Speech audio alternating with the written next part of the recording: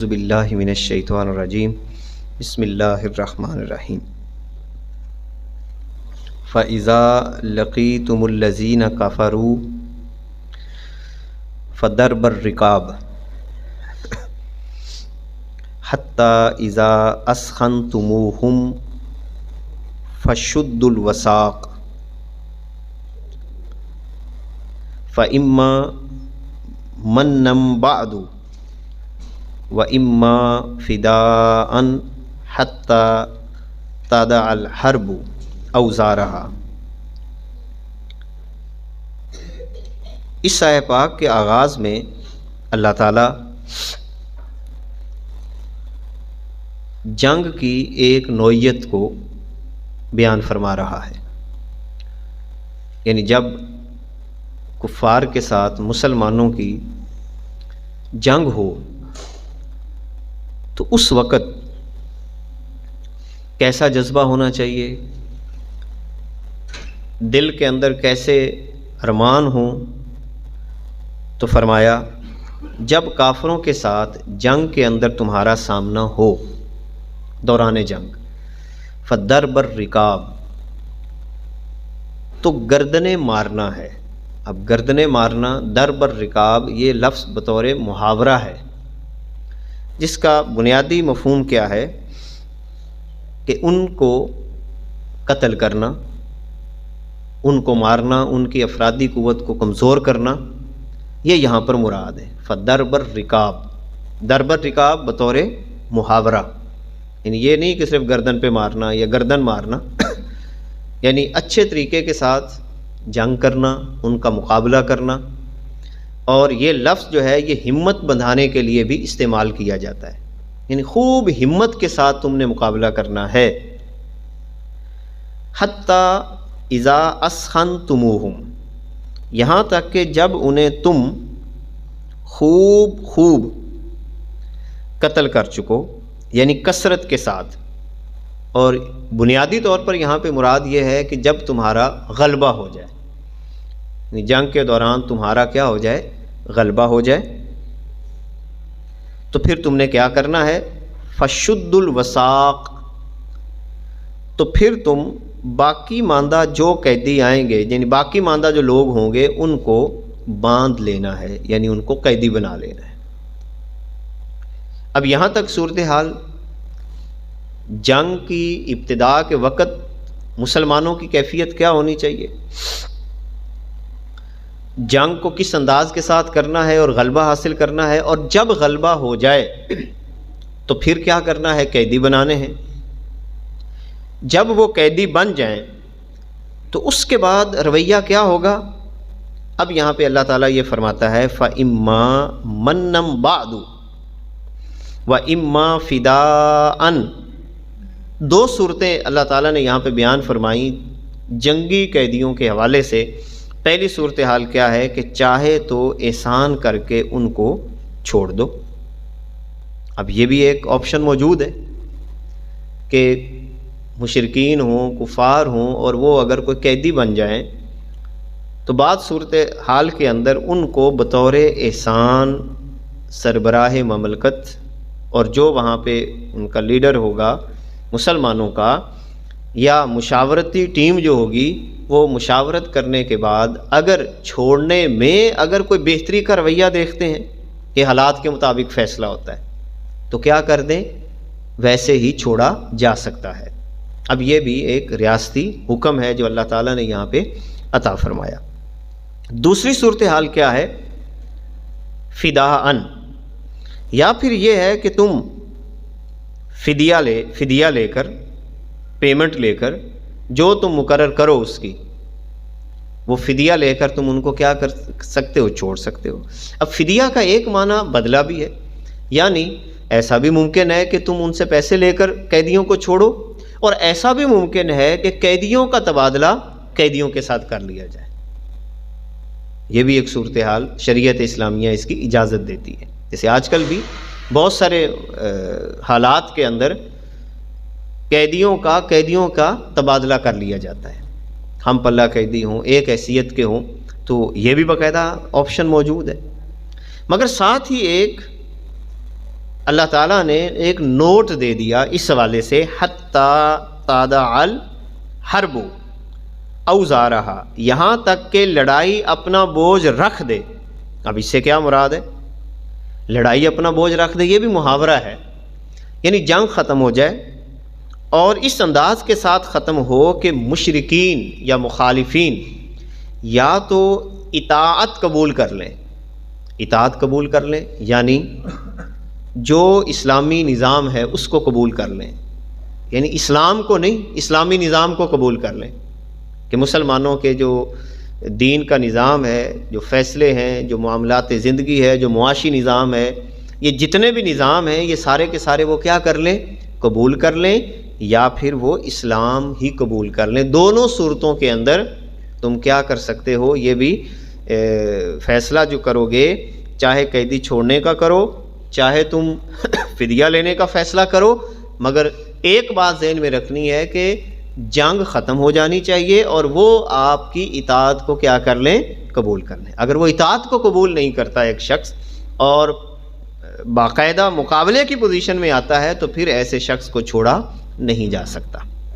باقاعدہ ایگریمنٹ ہوتا ہے، طے ہوتا ہے، اس کے اندر سارا کا سارا معاملہ معاہدہ ہوتا ہے، اور معاہدہ ہونے کے بعد یہ ساری کی ساری کارروائی بروئے کار لائی جاتی ہے۔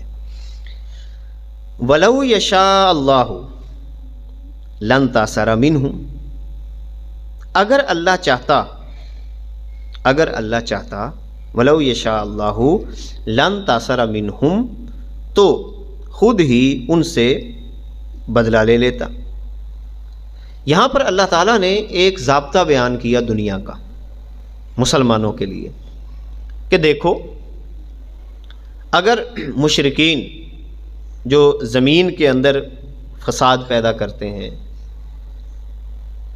لوگوں کا ناحق خون چوستے ہیں، اب تمہارے اوپر یہ آزمائش ہے، مسلمانوں کے اوپر جو دین کے اوپر ثابت قدم رہتے ہیں، جیسا کہ ہم نے جمعے کے اوپر بھی یہ بات واضح کی، ولا یحض علی طعام المسکین کے تحت، اس کا صرف یہ مطلب نہیں ہے کہ مسکین کو کھانا کھلانے کی ترغیب نہیں دیتا، بلکہ اس کا مطلب کیا ہے کہ غرباء کے لیے، مظلوموں کے لیے وہ آواز بلند نہیں کرتا۔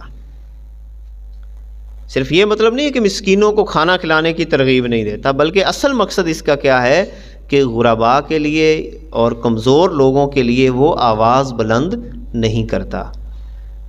جو فکر آخرت جس کی کمزور ہوتی ہے تو وہ ذہنی طور پر بھی کمزور ہوتا ہے، وہ ہر وقت ڈرتا رہتا ہے، پتہ نہیں کیا ہوگا، پتہ نہیں کیا ہوگا۔ بھی جو کچھ ہوگا اللہ کی رضا کے لیے ہوگا۔ کم از کم آپ اور میں یہ تو کر سکتے ہیں کہ مظلوم کے لیے اپنی آواز کو بلند کریں، کوئی تحریر لکھ جائیں، یا کوئی جو ہمارے دائرہ کار کے اندر ہے وہ تو کر سکتے ہیں نا۔ تو بالکل اسی طرح اللہ تعالیٰ یہ فرما رہا ہے کہ اگر اللہ چاہتا تو یہ کام خود کر لیتا۔ کیا کرتا؟ جیسے زمین میں دھنسا دینا، یہ کام کر لیتا، جیسا کہ پہلے ہوتا بھی رہا ہے، پتھر برسا دیتا، یا کوئی اور طریقہ کار ہوتا، مگر کیا فرمایا؟ وَلَٰكِن لِّيَبْلُوَ، مگر یہ کام تمہارے اوپر سپرد کیا، کیوں؟ اس لیے کہ تم میں ایک کو لِّيَبْلُوَ بَعْضَكُم بِبَعْضٍ، تاکہ ایک کو دوسرے کے ذریعے اللہ تعالیٰ جو ہے وہ جانچے۔ یعنی تمہیں قتال کا حکم دیا کہ اب تم جہاد کرتے ہو یا نہیں کرتے۔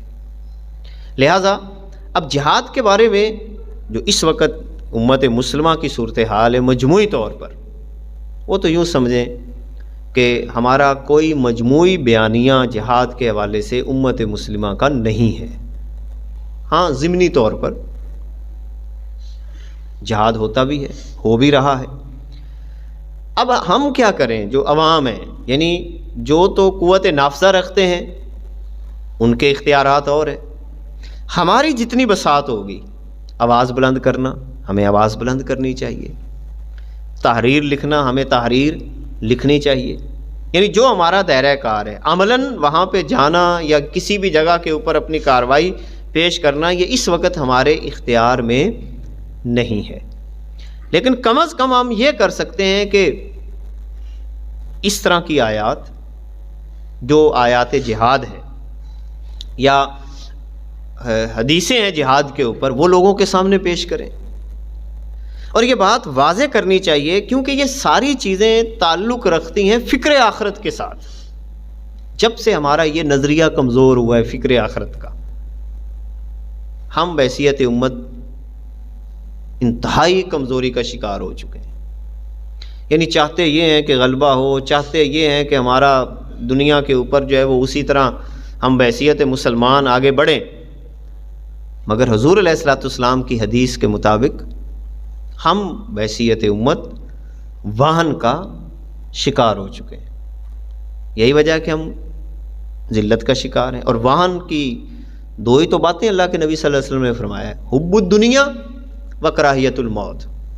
ٹو دی پوائنٹ باتیں، کوئی لمبی چوڑی تقریر نہیں کی ہے رسول اللہ صلی اللہ علیہ وسلم نے. فرمایا دنیا کی محبت کی مستی، یعنی دنیا کی مستی اور موت سے گھبرانا. تو ہمارے اندر یہی دو تو باتیں آ گئی ہیں. اوے دنیا کی محبت، اگر میں یہ کام کروں گا تو میرے کاروبار کیسے ہوں گے، میری زمینیں کدھر جائیں گی، میرے بال بچوں کا کیا ہوگا. یہی چیزیں ہمارے ذہنوں پہ سوار ہیں نا. دنیا کی محبت میں یہی چیزیں آتی نا. زُیِّنَ لِلنَّاسِ حُبُّ الشَّہَوَاتِ مِنَ النِّسَاءِ وَالْبَنِينَ، جس میں اللہ تعالیٰ نے خواتین کا ذکر کیا، بچوں کا ذکر کیا. پھر وہاں پر قناطیر مقنطرہ، ڈھیروں ڈھیر جو مال ہم نے جمع کر کے رکھے ہوئے ہیں یا نہیں بھی رکھے ہوئے مگر مال کی فکر ہے، پتہ نہیں کیا ہوگا، اس کی فکر لاحق ہو جانا. اسی طرح فرمایا کہ خیل مسومہ، جو تمہیں اپنی یعنی اس دور میں جو گھوڑے تھے اور آج کے دور میں بڑی بڑی گاڑیوں کی فکر کھا جانا کہ پھر یہ گاڑی تو میں نے 1 کروڑ کی لی ہے تو میں مر جاؤں گا تو اس کے اوپر جھوٹے گا کون. یعنی اس طرح کے تمام تصورات یہ حب دنیا کہلاتے ہیں. اور جب بندہ ان تمام تصورات سے ماورا ہو کر اللہ اور اس کے رسول کو ترجیح دیتا ہے، جیسا کہ اللہ تعالیٰ نے سورہ توبہ کے اندر یہ بات تفصیل کے ساتھ بیان کر دی، قُلْ إِنْ كَانَ آبَاؤُكُمْ وَأَبْنَاؤُكُمْ والی تفصیلی آیت، جس میں آخر میں اللہ تعالیٰ نے 3 چیزیں ذکر کیں کہ اگر یہ 8 چیزیں تمہیں اللہ سے زیادہ پیاری لگنے لگ گئیں، اللہ کے رسول سے زیادہ پیاری لگنے لگ گئیں اور جہاد فی سبیل اللہ سے زیادہ پیاری لگنے لگ گئیں تو انتظار کرو کہ تم پہ اللہ کا عذاب نازل ہوگا، جو کہ اس وقت ہم بھگت رہے ہیں. تو اس حوالے سے حب دنیا کا شکار ہیں.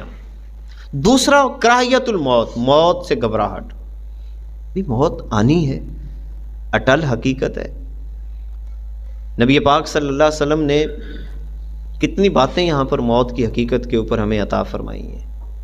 پھر صحابہ کرام رضوان اللہ علیہم اجمعین، ان کا جو نظریہ تھا زندگی کا، وہ کسی شے کو کوئی اہمیت نہیں دیتے تھے، کسی شے کو اہمیت نہیں دیتے تھے. آپ احد کی صرف تاریخ پڑھ لیں نا، احد کی تاریخ تو آنکھیں کھول دینے والی تاریخ. کیسے ایک صحابی حضور علیہ الصلوۃ والسلام کی حفاظت کے لیے کھڑے ہیں، تیر برس رہے ہیں، ہاتھ آگے کیے ہوئے ہیں، ہاتھ لہو لہان ہو جاتے ہیں، اور پھر بھی کیا کہتے ہیں، یا رسول اللہ میری ماں بھی آپ پہ قربان، میرا باپ بھی آپ پہ قربان، میری ماں بھی قربان، میرا باپ بھی قربان. صحابی رسول سرکار دو عالم صلی اللہ علیہ وبارک وسلم کی حفاظت کرتے کرتے اتنے تیر لگے، زخمی ہوئے دین کے لیے کہ آقا کریم علیہ الصلوۃ والسلام جیسے اس کے قریب جاتے ہیں تو وہ اپنا رخسار سرکار کے قدموں پہ رکھ دیتے ہیں اور جان دے دیتے ہیں. ایک صحابی نے جب دیکھا کہ سرکار دو عالم صلی اللہ علیہ وسلم کے یہاں سے خون رس رہا ہے تو فوراً آگے منہ کر لیا اور وہ خون پینا شروع کر دیا، نیچے نہیں گرنے دیا. ایک صحابی نے فوراً یہاں پہ کہا کہ تو یعنی جو دم کا ذکر ہے قرآن میں کہ خون تو حرام ہوتا ہے، تو صحابی رسول کائنات کے آقا صلی اللہ علیہ وسلم کا خون مبارک نیچے نہیں گرنے دے رہے بلکہ اس کو پی لیا. تو سرکار کی بارگاہ میں جب یہ بات ہوئی تو حضور علیہ الصلوۃ والسلام نے فرمایا کہ اس صحابی نے جو خون میرا چوسا ہے اس کو جہنم کی آگ کبھی نہیں چھوئے گی. اب یہ وہ عشق و مستی، اب یہی تو مستی. ہم یہ بات کرتے ہوئے بھی 100 دفعہ سوچنے لگ جاتے ہیں ہو پتہ نہیں کیا ہو جائے. اگر ہمیں طاغوت کا ڈر ہے، جتنا طاغوت سے ڈرتے ہیں، جتنا ان باطل قوتوں سے ڈرتے ہیں، کاش کہ اتنا ڈر اللہ تعالیٰ کا پیدا ہو جائے۔ اللہ بھی تو دیکھ رہا ہے، یعنی اللہ کا ڈر نہیں ہے، بندوں کا ڈر ہے، گولی کا ڈر ہے۔ خدا کا خوف ختم ہو گیا۔ جب خدا کا خوف آتا ہے تو اس وقت یہ جرت، اور خاص طور پر رسالت مآب صلی اللہ علیہ وبارک وسلم کے ساتھ بے پناہ محبت جب پیدا ہوتی ہے تو پھر یہ آواز نکلتی ہے، میری ماں بھی آپ پہ قربان، میرا باپ بھی آپ پہ قربان۔ ذرا اس خاتون کی تعریف پڑھیں جس کا بھائی بھی شہید ہوتا ہے احد میں، جس کا شوہر بھی شہید ہوتا ہے، یعنی پورا گھر کے مرد، پورے گھر کے مرد شہادت کا تمغہ لے رہے ہیں، اور وہ مدینے کے باہر انتظار میں کھڑی ہوئی ہے۔ جو بھی آتا ہے اس کو یہ کہتا ہے کہ تیرا بھائی شہید ہو گیا، وہ کہتی کوئی بات نہیں۔ یعنی آپ ذرا سوچئے نا، اس عورت کا جو ایک لیول ہوگا ایمان کا، وہ کیا ہوگا؟ کوئی بات نہیں۔ تم یہ بتاؤ کہ حضور کیسے ہیں؟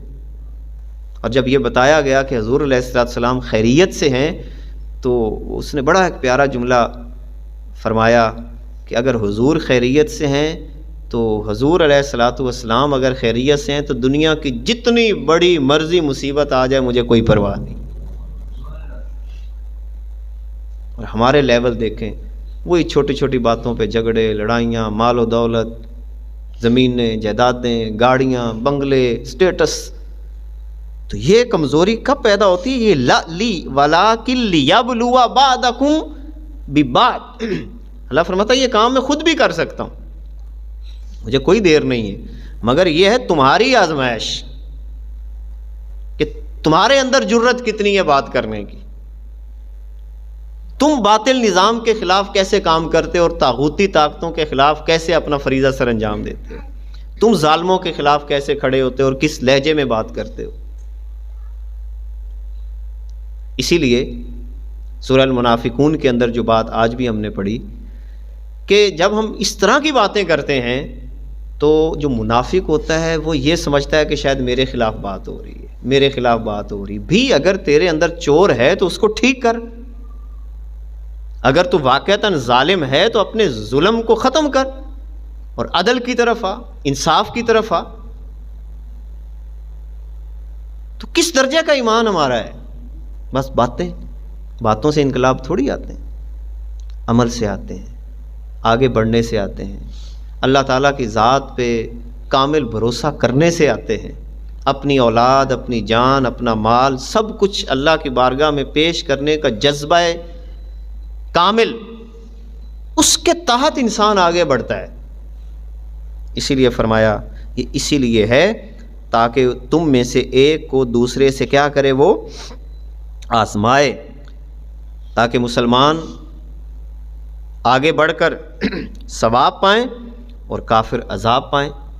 والذین قتلوا فی سبیل اللہ، اللہ اکبر، جو اللہ کی راہ میں مارے جائیں، فلن یضل اعمالہم، اللہ ہرگز ان کے اعمال ضائع نہیں کرے گا۔ اللہ کی راہ میں شرط کیا ہے؟ اللہ کی راہ، مقصد اللہ کی ذات، مولا بس تو راضی ہو جا، تو راضی ہو جا، تو راضی ہو، یعنی انسان کی سوچ اور فکر کا مرکز صرف رب ذوالجلال ہو۔ فرمایا کہ اللہ ہرگز ان کے عمل ضائع نہیں فرمائے گا۔ سیہدیہم، جلد انہیں راہ دکھا دے گا۔ راہ سے کیا مراد ہے؟ درجات عالیہ۔ اس راہ سے مراد کیا ہے؟ درجات، اللہ تعالیٰ بڑے بڑے درجات عطا کرے گا۔ وَيُصْلِحُ بَالَهُمْ، اور اللہ تعالیٰ ان کے کام بنا دے گا، ان کی ہر چیز کو درست کر دے گا۔ اور پھر فرمایا وَيُدْخِلُهُمُ الْجَنَّةَ، اور انہیں جنت میں لے جائے گا۔ عَرَّفَهَا لَهُمْ، انہیں اس کی پہچان بھی کروا دی گئی ہے، اس جنت کی پہچان بھی کیا ہے؟ کروا دی گئی ہے۔ شہید جب اللہ کی رضا کے لیے آگے بڑھتا ہے تو اللہ تعالیٰ اسے دنیا کے اندر ہی ایسی خاص قسم کی راحت عطا فرماتا ہے کہ یہ کام بڑے شوق کے ساتھ کرتا ہے۔ اور یہ وہ لیول ہوتا ہے ایمان کا، جب بندہ اس لیول پہ پہنچ جاتا ہے اس کو یہ دنیا کی کوئی شے نظر ہی نہیں آ رہی ہوتی، وہ ایک خاص مستی میں ہوتا ہے، خاص کیفیت کے اندر ہوتا ہے۔ اور آخری آیت آج کی، یا ایھا الذین آمنو، اے ایمان والو۔ یہ ایمان والوں کے اسباق میں سے ایک سبق جو ہم 89 آیات جو ہم نے پہلے بھی بطور خلاصہ یہ ایک بات پڑھی ہوئی ہے کہ 89 آیات جس میں اللہ تعالیٰ نے یا ایھا الذین آمنو کے ساتھ ہمیں بلایا ہے، یعنی ہمارے ہوم ورک کتنے ہیں جو اللہ تعالیٰ نے ہمیں دیے ہیں؟ 89۔ جو وہ 89 ہوم ورک مکمل کرتا ہے اس کو پھر اللہ تعالیٰ یومنون کے درجے میں لے کے چلا جاتا ہے، اور یومنون کے بعد پھر جا کے وہ مومن بنتا ہے، اور مومن کے درجات جب مکمل کرتا ہے تو وہ محسن بنتا ہے، وہ احسان کا آخری درجہ، ان اللہ یحب المحسنین۔ ابھی تو ہمارے یہ 89 سبق ہی مکمل نہیں ہے، یعنی ان میں سے ایک سبق یہ بھی ہے۔ 89 اسباق جو اللہ تعالیٰ نے دیے ہمیں قرآن میں نے پہلے بھی کئی دفعہ عرض کیا کہ یہ آیات آپ لکھیں، ڈائری بنائیں، اور آگے ٹک اور کراس کا نشان لگائیں کہ ان 89 آیات جو اللہ تعالیٰ نے ہمیں ہوم ورک دیے ہیں ان میں سے کتنوں پہ عمل کرتے ہیں اور کتنوں پہ نہیں کرتے۔ 89 آیات ہیں یا ایھا الذین آمنو والی، یہ کرو، یہ نہ کرو، یہ کرو، یہ نہ کرو۔ تو آپ آج لکھیں، ایک رجسٹر بنائیں، اگر کرتے ہیں تو بڑی خوبصورت بات ہے، ٹک لگا لیں، نہیں کرتے تو کراس لگائیں، اپنا رزلٹ تو نکالیں نا، یعنی ہم کتنا عمل کرتے ہیں تو اپنا رزلٹ نکال لیں، کتنے فیصد عمل کرتے ہیں، اور اس کے بعد آگے بڑھیں۔ ان میں سے ایک آیت، اے ایمان والو ان تنصروا اللہ، اگر خدا کے دین کے حوالے سے تم مدد کرو گے۔ اللہ کی مدد سے کیا مراد ہے؟ اب اللہ کی مدد کرو، اب یہ حقیقت اور مجاز کے پہلو ہیں، اب یہاں پر تو اللہ بھی مدد مانگ رہا ہے، تو اب کدھر جائیں؟ اب دیکھیں، جو لوگ آیات کے حقیقت، مجاز، استعارے، کنایے نہیں سمجھتے تو اسی لیے تو وہ پریشان ہو جاتے ہیں کہ یہ ان آیات سے کیا مراد ہے۔ تو کیا فرمایا؟ اے ایمان والو ان تنصروا اللہ، تو ظاہری ترجمہ کیا بن رہا ہے؟ اگر تم اللہ کی مدد کرو۔ اب اللہ کو تو مدد نہیں چاہیے، بلکہ دین متین کی خدمت کے اندر تم خوب اپنی سروسز پیش کرو، مدد کرو۔ ایمانیات کا شعبہ ہو، عبادات کا شعبہ، 5 ہی تو شعبے ہیں، ٹو دی پوائنٹ، 5 انگلیاں 5 شعبے۔ ایمانیات میں آمنت باللہ و ملائکتہ و کتبہ، یہ سارے ایمانیات آ جائیں گی۔ تو ہم تو بس رٹا ہی لگاتے ہیں نا آمنت باللہ، تو اس کو سمجھنے کی ضرورت ہے کہ یہ ایمان مفصل اور ایمان مجمل کیا ہے۔ پھر عبادات، تمام کی تمام عبادات آ جائیں گی، پھر اس کے بعد معاملات آ جائیں گے، پھر اس کے بعد اخلاقیات آ جائیں گی، اور پھر اس کے بعد عقوبات۔ یہ 5 شعبے جس کے مکمل ہوں، اس کا مطلب یہ ہوگا کہ وہ اللہ کے دین کی مدد میں لگا ہوا ہے۔ ان تنصروا اللہ، اگر تم دین خدا کی مدد کرو گے، ینصرکم، وہ تمہاری مدد کرے گا۔ اس کا مطلب یہ ہوا کہ اگر اللہ کی مدد ہمیں نہیں مل رہی تو ہم بھی تو اللہ کے دین کے لیے کام نہیں نہ کر رہے۔ اور اگر آپ سمجھتے ہیں کہ آپ کو اللہ کی مدد مل رہی ہے، اللہ کی مدد سے کیا مراد ہے؟ دل کا سکون، معاملات کی درستگی، یہ اللہ کی مدد ہے۔ آپ ذہنی طور پر پرسکون ہیں، عملاً نہ بھی پرسکون ہو، اصل ہے ذہنی طور پر پرسکون ہونا۔ اگر آپ اس پوزیشن میں ہیں تو اس کا مطلب ہے کہ اللہ تعالیٰ نے آپ کا انتخاب کیا ہوا ہے، اور آپ دین متین کے لیے اپنی سروسز کو صحیح انداز کے ساتھ پیش کر رہے ہیں۔ اگر تم اللہ کے دین کی مدد کرو گے، اللہ تمہاری مدد کرے گا، اور مدد بھی صرف کرے گا، مدد نہیں کرے گا بلکہ وَيُثَبِّتْ أَقْدَامَكُمْ، اور تمہارے قدموں کو بھی ثابت کر دے گا، تمہارے قدم مضبوط کر دے گا۔ اس کا مطلب اگر کوئی شخص یہ چاہتا ہے کہ اس کے قدم مضبوط ہوں تو کسی کا سہارا لینے کی ضرورت نہیں ہے، بس ایک کام کرنا شروع کر دیں، دین کی پرخلوص خدمت۔ سادہ سا طریقہ کہ جو بندہ یہ چاہتا ہے کہ اس کے قدم مضبوط ہوں، وہ کیا کام کرے؟ دین کی پرخلوص خدمت، منافقت چھوڑ دے، ظلم چھوڑ دے، زیادتیاں چھوڑ دے، یہ کام کر لے، انشاءاللہ تعالی اللہ تعالیٰ جو ہے وہ کیا کرے گا؟ ایک تو مدد بھی کرے گا اور ساتھ ساتھ قدم بھی مضبوط کر دے گا۔ اللہ تعالی ہمیں ان آیات کا نور سینوں میں جذب کرنے کی توفیق عطا فرمائے۔